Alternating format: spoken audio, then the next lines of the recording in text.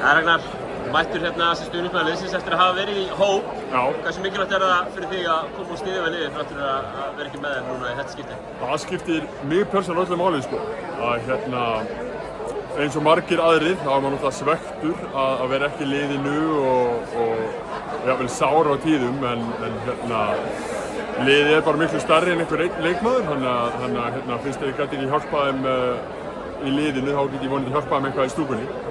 Þú farið á þessu lokamót áður og svona, Já. Hvað að fara í gegnum huga leikmanna akkúrat núna, nokkur tíma fyrir leik? Þið eru þetta eftir leikmönnum, sko. Það er sérstaklega fyrsti leikur, þannig að það er auðvitað mikil spenna.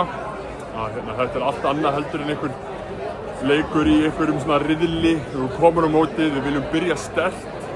Þannig að ég held að það sé nú fyrst og fremst bara spenna, sko. Og sérstaklega núna við erum bara 2000 manns komum frá Íslandi.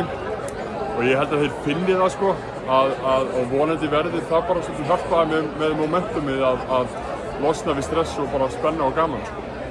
8 ára ferðalag hingað til Katowice, upprisa íslenska landsliðsins sem þú áttir stóran þátt í. Já. Væntingar svona fyrir mótið og annað, ertu með eitthvað svona skilaboð til íslenskra stuðningsmanna fyrir þetta lokamót Eurovision? Vera tilbúið að lengja fríinu og alltaf liðið þegar það kemst upp á riðlunum. Þetta var lokaorðin. Takk innilega fyrir að gefa tíma, Ragnar. Við erum ánægðir. Áfram Ísland. Áfram Ísland.